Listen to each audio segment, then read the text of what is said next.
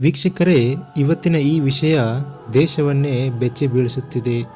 3 ಜನ ಸಹೋದರಿಯರು ತಮ್ಮ ಜೀವಕ್ಕೆ ತಾವೇ ಅಂತ್ಯವನ್ನು ಕಂಡುಕೊಂಡಿದ್ದಾರೆ. ಈ ವಿಡಿಯೋ ಪ್ರತಿಯೊಬ್ಬ ಪೋಷಕರು ನೋಡಲೇಬೇಕಾದಂತಹ ವಿಡಿಯೋ. ವೀಕ್ಷಕರೇ, ಈ ಘಟನೆ ನಡೆದಿದ್ದು ಉತ್ತರ ಪ್ರದೇಶದ ಗಾಜಿಯಾಬಾದ್ನಲ್ಲಿ. ಚೇತನ್ ಕುಮಾರ್ ಅಂತ ಒಬ್ಬರು ಶೇರ್ ಮಾರ್ಕೆಟ್ನಲ್ಲಿ ಕೆಲಸವನ್ನ ಮಾಡ್ತಾ ಇರ್ತಾರೆ. ಅವರಿಗೆ ಒಂದು ಒಳ್ಳೆಯ ಸಂಸಾರ. ಅವರು ತಮ್ಮ ಫ್ಯಾಮಿಲಿ ಎಲ್ಲರ ಜೊತೆಗೆ ಗಾಜಿಯಾಬಾದಿನ ಭರತ್ ಸಿಟಿ ಎಂಬ ಅಪಾರ್ಟ್ಮೆಂಟಲ್ಲಿ ವಾಸವನ್ನ ಮಾಡ್ತಾ ಇರ್ತಾರೆ. ಅವರಿಗೆ 3 ಜನ ಮಕ್ಕಳು. ಒಬ್ಬರ ಹೆಸರು ನಿಶಿಕಾ ಅಂತ 16 ವರ್ಷ, ಇನ್ನೊಬ್ಬಳ ಹೆಸರು ಪ್ರಾಚಿ 14 ವರ್ಷ, ಮತ್ತೊಬ್ಬಳ ಹೆಸರು ಪಕ್ಕಿ 12 ವರ್ಷ. ಇವರಿಗೆ 3 ಜನ ಹೆಣ್ಣು ಮಕ್ಕಳು ಇರ್ತಾರೆ. 3 ಜನ ಹೆಣ್ಣು ಮಕ್ಕಳಿಗೂ ಒಳ್ಳೆಯ ಶಿಕ್ಷಣವನ್ನು ಕೂಡ ಇವರು ಕೊಡ್ತಾ ಇರ್ತಾರೆ. ಅದರ ಜೊತೆಗೆ ಚೇತನ್ ಕುಮಾರ್ ಮತ್ತು ಅವರ ಹೆಂಡತಿ ಇಬ್ಬರು ಕೂಡ ಕೆಲಸಕ್ಕೆ ಹೋಗ್ತಾ ಇರ್ತಾರೆ. ಯಾಕಂದರೆ ಈಗಿನ ಕಾಲದಲ್ಲಿ 3 ಜನ ಮಕ್ಕಳನ್ನು ಸಾಕುವುದು ಅಷ್ಟು ಸುಲಭವಾದ ಮಾತಲ್ಲ. ಆ ಮಕ್ಕಳನ್ನು ಬೆಳೆಸಿ ಅವರಿಗೆ ಮುಂದಿನ ಫ್ಯೂಚರನ್ನು ತಲುಪಿಸೋದು ತುಂಬಾನೇ ಕಷ್ಟಕರ. ಆದ್ದರಿಂದ ಗಂಡ ಹೆಂಡತಿ ಇಬ್ಬರು ಕೂಡ ಕೆಲಸಕ್ಕೆ ಹೋಗಿ ಕೆಲಸ ಮಾಡಿ ದುಡಿಯುತ್ತಿದ್ದರು. ತಂದೆ ತಾಯಿ ಇಬ್ಬರು ಬ್ಯುಸಿ ಆಗಿರುವುದರಿಂದ ಅವರಿಗೆ ತಮ್ಮ ಮಕ್ಕಳು ಏನು ಮಾಡುತ್ತಿದ್ದಾರೆ, ಏನು ಓದುತ್ತಿದ್ದಾರೆ, ಏನು ನೋಡುತ್ತಿದ್ದಾರೆ ಅನ್ನುವುದು ಗೊತ್ತೇ ಆಗ್ತಾ ಇರಲಿಲ್ಲ. ಆದರೆ ಅವರು ಬಿಡು ಸರಿ ಹೋಗ್ತಾರೆ ಅಂತ ಸುಮ್ಮನೆ ಆಗಿದ್ರು. ಈಗ ಅದೇ ಅವರಿಗೆ ದೊಡ್ಡ ದುರಂತ ತಂದಿದೆ. ವೀಕ್ಷಕರೇ, ಈ 3 ಜನ ಹೆಣ್ಣು ಮಕ್ಕಳು ಸೋಷಿಯಲ್ ಮೀಡಿಯಾಗೆ ಮತ್ತು ಈ ಕೊರಿಯನ್ ಸಂಸ್ಕೃತಿಗೆ ತುಂಬಾನೇ ಅಡಿಕ್ಷನ್ ಆಗಿ ಹೋಗಿದ್ರು. ಇವರು ಎಷ್ಟರ ಮಟ್ಟಿಗೆ ಅಡಿಕ್ಷನ್ ಆಗಿದ್ರು ಅಂದ್ರೆ ಮೊಬೈಲ್ ಅನ್ನ ಬಿಟ್ಟಿರೋಕೆ ಸಾಧ್ಯವಾಗ್ತಾ ಇರಲಿಲ್ಲ. ಅಷ್ಟೊಂದು ಅಡಿಕ್ಷನ್ ಈ 3 ಸಹೋದರಿಗೆ ಆಗಿತ್ತು. ಅಸಲಿಗೆ ಈ 3 ಸಹೋದರಿಯರ ಮೊಬೈಲ್ ಅಡಿಕ್ಷನ್ ಹಿಂದೆಯ ಸ್ಟೋರಿ ನೋಡೋದಾದ್ರೆ, ಈ 3 ಜನ ಹೆಣ್ಣು ಮಕ್ಕಳು ಶಾಲೆಯಲ್ಲಿ ತುಂಬಾನೇ ಚೆನ್ನಾಗಿ ಓದ್ತಾ ಇದ್ರು, ಒಳ್ಳೆ ಮಾರ್ಕ್ಸ್ ಅನ್ನ ಕೂಡ ತೆಗಿತಾ ಇದ್ರು. ಆದರೆ ಯಾವಾಗ ಈ ಕೋವಿಡ್ ಬಂತೋ ಅವಾಗಿಂದ ಇವರ ವರ್ತನೆ ಕೂಡ ಚೇಂಜ್ ಆಗೋದಕ್ಕೆ ಸ್ಟಾರ್ಟ್ ಆಯಿತು. ನಿಮಗೆಲ್ಲರಿಗೂ ಗೊತ್ತಿರುವ ಹಾಗೆ ಕೋವಿಡ್ ಬಂದ ಸಂದರ್ಭದಲ್ಲಿ ಎಲ್ಲ ಜನರಿಗೂ ಟೈಮ್ ಪಾಸ್ ಅಂದರೆ ಅದು ಮೊಬೈಲ್. ಕೋವಿಡ್ ಸಂದರ್ಭದಲ್ಲೇ ಮೊಬೈಲ್ ಬಳಕೆ ತುಂಬಾನೇ ಹೆಚ್ಚಾಗಿ ಹೋಯಿತು. ಅದಲ್ಲದೆ ಅನ್ಲಿಮಿಟೆಡ್ ಡಾಟಾ ಮತ್ತು ಕಮ್ಮಿ ಬೆಲೆಯ ರೀಚಾರ್ಜ್ ಇನ್ನಷ್ಟು ಹುರಿದುಂಬಿಸಿತು. ಇವರ ಸಾವಿಗೂ ಕೋವಿಡ್ನ ಏನು ಸಂಬಂಧ ಅಂತ ಇಲ್ಲಿ ಕೇಳೋದಾದ್ರೆ, ಕೋವಿಡ್ ಸಮಯದಲ್ಲಿ ಇವರಿಗೆ ಆನ್ಲೈನ್ ಕ್ಲಾಸ್ ಶುರುವಾಗಿತ್ತು. ಆನ್ಲೈನ್ ಕ್ಲಾಸ್ಗಾಗಿ ಮನೆಯಲ್ಲಿ ಫೋನನ್ನು ತೆಗೆದುಕೊಟ್ಟ ಮೇಲೆ ಅವರು ಆನ್ಲೈನ್ ಕ್ಲಾಸನ್ನು ಕೇಳ್ತಾ ಇದ್ರು. ಎಲ್ಲವೂ ಚೆನ್ನಾಗಿ ಇತ್ತು. ಆದರೆ ಆನ್ಲೈನ್ ಕ್ಲಾಸ್ ಮುಗಿದ ಮೇಲೂ ಅವರು ಫೋನನ್ನು ಯೂಸ್ ಮಾಡೋದಕ್ಕೆ ಸ್ಟಾರ್ಟ್ ಮಾಡ್ತಾರೆ. ರೀಲ್ಸ್ ನೋಡೋದು, ಯೂಟ್ಯೂಬ್ ನೋಡೋದು, ಮ್ಯೂಸಿಕ್ ಕೇಳೋದು, ಮತ್ತೆ ಕೊರಿಯನ್ ಮ್ಯೂಸಿಕ್ ಮತ್ತು ಕೊರಿಯನ್ ಕಾರ್ಟೂನ್ ಅನ್ನು ಅವರು ತುಂಬಾನೇ ನೋಡ್ತಾ ಇರ್ತಾರೆ.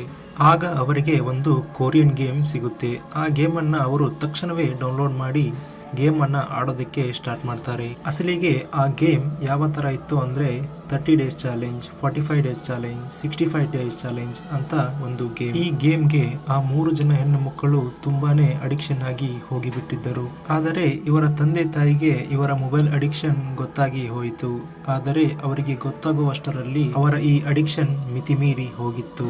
ಈ 3 ಜನ ಹೆಣ್ಣು ಮಕ್ಕಳ ಮನಸ್ಥಿತಿ, ಮೆಂಟಾಲಿಟಿ ಎಲ್ಲವೂ ಕೂಡ ತುಂಬಾನೇ ಚೇಂಜ್ ಆಗಿ ಹೋಗಿತ್ತು. ಹೋಗ್ತಾ ಹೋಗ್ತಾ ಅವರು ಸರಿಯಾಗಿ ಊಟ ಮಾಡ್ತಾ ಇರಲಿಲ್ಲ, ನಿದ್ದೆ ಮಾಡ್ತಾ ಇರಲಿಲ್ಲ ಮತ್ತು ಅಭ್ಯಾಸದಲ್ಲೂ ಕೂಡ ಸರಿಯಾಗಿ ಕಾನ್ಸಂಟ್ರೇಟ್ ಮಾಡ್ತಾ ಇರಲಿಲ್ಲ. ಆಗ ಇವರ ಅಭ್ಯಾಸವನ್ನ ನೋಡಿ ಇವರ ತಂದೆ ತಾಯಿ ಅವರ ಫೋನನ್ನ ಕಿತ್ಕೊಳ್ತಾರೆ. ಸ್ವಲ್ಪ ದಿನ ಫೋನ್ ಯೂಸ್ ಮಾಡೋದಕ್ಕೆ ಅಪೋಸ್ ಅನ್ನ ಅವರು ಮಾಡ್ತಾರೆ. ಆದರೆ ಆ 3 ಮಕ್ಕಳು ಇದಕ್ಕೆ ತುಂಬಾನೇ ಅಪೋಸ್ ಮಾಡ್ತಾರೆ. ತಂದೆ ತಾಯಿಗಳ ಮಾತನ್ನೇ ಕೇಳದಂತ ಸ್ಥಿತಿಗೆ ಅವರು ಹೋಗಿಬಿಡ್ತಾರೆ. ಎಷ್ಟೇ ಹಠ ಮಾಡಿದರೂ ಇವರು ನಮಗೆ ಮೊಬೈಲ್ ಅನ್ನ ಕೊಡ್ತಾ ಇಲ್ಲ ಅಂತ ಅವರು ತುಂಬಾ ಮಾನಸಿಕವಾಗಿ ಕುಗ್ಗಿ ಹೋಗ್ತಾರೆ.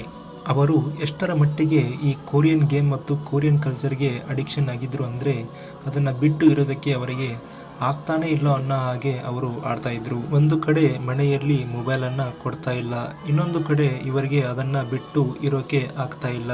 ಇದರಿಂದ ಅವರು ಒಂದು ಡಿಸಿಷನ್ಗೆ ಬರ್ತಾರೆ. ಅದು ಏನಂದ್ರೆ, ನಾವು 3 ಜನ ಸತ್ತೋಗಿ ಬಿಡೋಣ ಅಂತ. ಅದರಂತೆ ಅವರು ಒಂದು ಡೆತ್ ನೋಟ್ ಅನ್ನ ಬರೆದು ಇಡ್ತಾರೆ. ಆ ಡೆತ್ ನೋಟ್ ಅಲ್ಲಿ ಅವರು ಏನಂತ ಬರೆದಿದ್ರು ಅಂದ್ರೆ, ನೀವು ನಮಗೆ ಮೊಬೈಲ್ ಅನ್ನ ಕೊಡ್ತಾ ಇಲ್ಲ, ನಮಗೆ ಕೊರಿಯನ್ ಗೇಮ್, ಕೊರಿಯನ್ ಕಲ್ಚರ್ ಮತ್ತು ಕೊರಿಯನ್ ಕಾರ್ಟೂನ್ ಅಂದರೆ ತುಂಬ ಇಷ್ಟ, ಅದನ್ನು ಬಿಟ್ಟಿರೋದಕ್ಕೆ ನಮಗೆ ಆಗ್ತಾ ಇಲ್ಲ.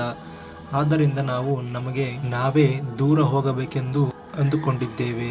ಸಾರಿ ಪಪ್ಪಾಜಿ ಅಂತ ಬರೆದು ಅದರ ಮೇಲೆ ಒಂದು ಅಳುವಂತಹ ಇಮೋಜನ್ನ ಅವರು ಬಿಡಿಸಿರ್ತಾರೆ. ಈ ಡೆತ್ ನೋಟ್ ಅನ್ನ ಅವರು ಬರೆದು ಸರಿಸುಮಾರು ರಾತ್ರಿ 2 ಗಂಟೆ 15 ನಿಮಿಷಕ್ಕೆ ತಮ್ಮ ಮನೆಯ 9ನೇ ಫ್ಲೋರಿಂದ ಒಬ್ಬರಾದ ಮೇಲೆ ಒಬ್ಬರು ಹಾರಿ ಬಿಡ್ತಾರೆ. ಹಾರಿದ ರಭಸಕ್ಕೆ ಅವರು ತಮ್ಮ ಜೀವವನ್ನೇ ಕಳೆದುಕೊಳ್ಬೇಕಾಯ್ತು. ಬೆಳಗ್ಗೆ ಎದ್ದ ತಕ್ಷಣ ಅಪಾರ್ಟ್ಮೆಂಟ್ ಜನರು ಎಲ್ಲರೂ ಶಾಕ್ ಆಗಿ ಹೋಗ್ತಾರೆ. ರಕ್ತದ ಮಡುವಿನಲ್ಲಿ ಬಿದ್ದಂತ ಈ 3 ಹೆಣ್ಣು ಮಕ್ಕಳನ್ನು ನೋಡಿ ಅಲ್ಲಿದ್ದ ಜನರು ಒಂದೇ ಸಮನೆ ಬೆಚ್ಚಿ ಬಿದ್ದು ಹೋಗ್ತಾರೆ. ಇದಾದ ಮೇಲೆ ಇದು ಎಲ್ಲ ಕಡೆ ವೈರಲ್ ಆಗೋದಕ್ಕೆ ಸ್ಟಾರ್ಟ್ ಆಗುತ್ತೆ. ವೈರಲ್ ಆಗ್ತಾ ಆಗ್ತಾ ಇದು ದೊಡ್ಡ ನ್ಯೂಸ್ ಆಗಿ ಈಗ ಎಲ್ಲೆಡೆ ಕಾಣಿಸ್ತಾ ಇದೆ. ವೀಕ್ಷಕರೇ, ಈ ಮೊಬೈಲ್ ಅಡಿಕ್ಷನ್ ಅನ್ನೋದು ತುಂಬಾ ಒಂದು ಡೇಂಜರ್. ಅದರಲ್ಲೂ ಈ ಸೋಷಿಯಲ್ ಮೀಡಿಯಾದಲ್ಲಿ ಬರುವಂಥ ಈ ಕ್ಯಾರೆಕ್ಟರ್ಗಳು ಮತ್ತು ಯಾವುದಾದರೂ ಗೇಮ್ ಇರಬಹುದು, ಅದನ್ನು ನಾವು ಸರಿಯಾದ ರೂಪದಲ್ಲಿ ಉಪಯೋಗಿಸಬೇಕು. ಯಾವುದೇ ಆದರೂ ನಾವು ತುಂಬ ಅಡಿಕ್ಷನ್ ಆಗಬಾರದು. ಜಾಸ್ತಿ ಅಡಿಕ್ಷನ್ ಆದರೆ ಅದರಿಂದ ದೂರ ಇರೋದಕ್ಕೆ ತುಂಬ ಅಸಾಧ್ಯ ಆಗುತ್ತದೆ. ಈಗಿನ ಜನರೇಷನ್ನಲ್ಲಿ ಮೊಬೈಲ್ ಬಳಕೆಯನ್ನು ಒಳ್ಳೆಯ ಕೆಲಸಕ್ಕೂ ಉಪಯೋಗಿಸುತ್ತಾರೆ ಮತ್ತು ಕೆಟ್ಟ ಕೆಲಸಕ್ಕೂ ಉಪಯೋಗಿಸುತ್ತಾರೆ. ಆದರೆ ನಾವು ಇಲ್ಲಿ ಒಳ್ಳೆಯ ಕೆಲಸಕ್ಕೆ ಮಾತ್ರ ಉಪಯೋಗಿಸಬೇಕು. ಮತ್ತು ನಮ್ಮ ಮಕ್ಕಳು ಮೊಬೈಲ್ ಅಥವಾ ಸೋಷಿಯಲ್ ಮೀಡಿಯಾ ಯೂಸ್ ಮಾಡ್ತಾ ಇದ್ದಾರೆ ಅಂದರೆ ನಾವು ಅವರ ಮೇಲೆ ಒಂದು ಕಣ್ಣನ್ನು ಇಡಲೇಬೇಕು.